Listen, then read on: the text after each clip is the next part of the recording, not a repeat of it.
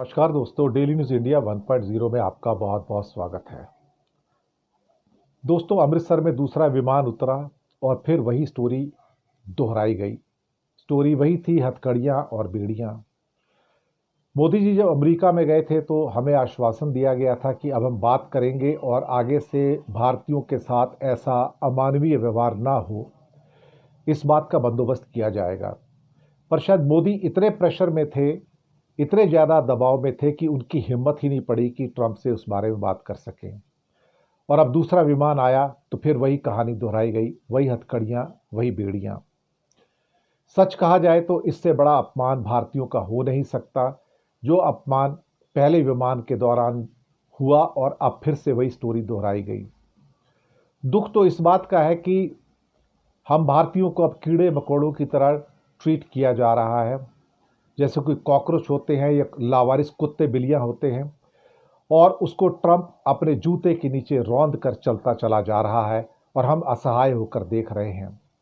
असहाय होकर इसलिए देख रहे हैं कि हमारी सरकार की जो कायराना हरकतें हैं वो शायद हमको अब इस काबिल नहीं समझती कि हम एक इंसान बन के अपना एक मानवीय व्यवहार जो होता है उसकी डिमांड कर सकें।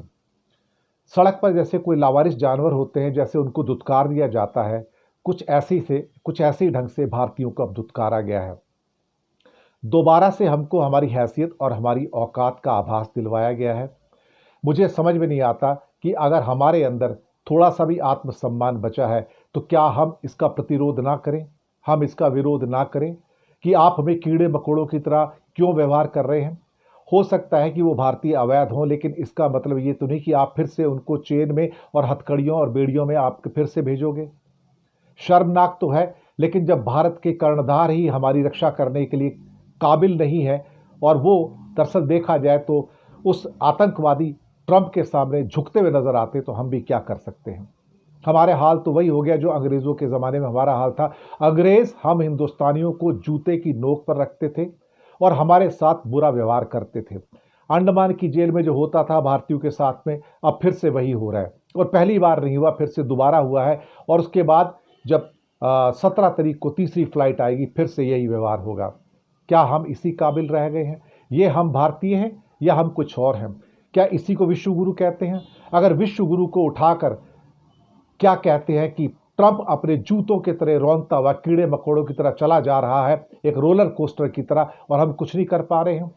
मुझे लगता है कि मोदी का कोई आत्मसम्मान नहीं रह गया है। मोदी के अंदर इतना दम नहीं है, इतना साहस नहीं है कि वो इसका प्रतिरोध कर सके।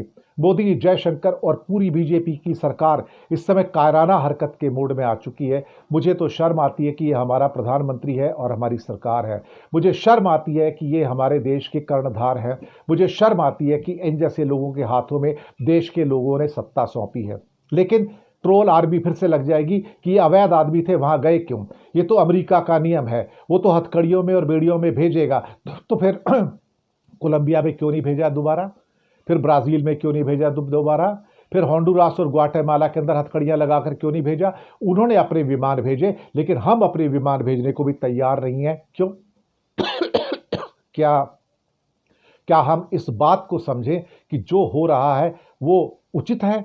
हमारे साथ कुत्ते और बिल्लियों जैसा व्यवहार कर लेना चाहिए और हमको रौंदते हुए अपने जूते की नोक के नीचे वो चला जाए, ये मंजूर है?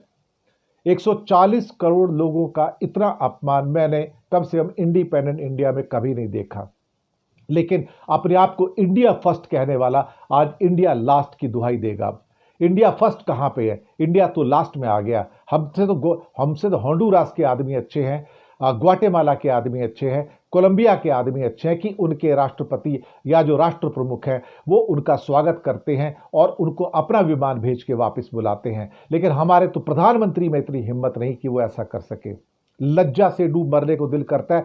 हर भारतवासी के लिए आज लज्जित होने का दिवस है। लेकिन ट्रोल आर्मी जो है अंधभक्तों की, वो अभी भी मोदी को विश्व गुरु कह के बचाएंगे कि उसमें उनका क्या दोष है। जिस देश का प्रधानमंत्री अपने 140 करोड़ लोगों का सम्मान नहीं रख सकता, उन्हें लज्जित होने से नहीं बचा सकता, उस प्रधानमंत्री को उस देश में रहने का अधिकार नहीं है। उसे रिजाइन कर देना चाहिए और चले जाना चाहिए।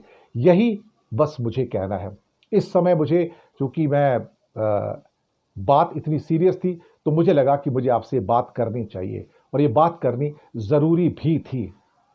शायद हिंदुस्तान का कोई आत्मसम्मान नहीं रह गया। 140 करोड़ को तो आत्मसम्मान है, लेकिन हमारे कर्णधारों ने हमें लज्जित कर दिया है। हमें पैरों तले बूटों तले रौंदते हुए वो गोरे फिर से चले गए और हम सिर्फ देखते रह गए और हम कुछ नहीं कर पाए, सिवाय इसके कि अपने खून के घूंट पी के रह जाए और ये सोचे कि हमारा प्रधानमंत्री इस लायक नहीं है, इस काबिल नहीं है कि वो उस गोरे ट्रंप के सामने सीना तान कर खड़ा रह सके। इतनी हिम्मत नहीं है उस शख्स के अंदर। लज्जित है, शर्मसार है इस आदमी के ऊपर जो हमारी रक्षा नहीं कर सकता है।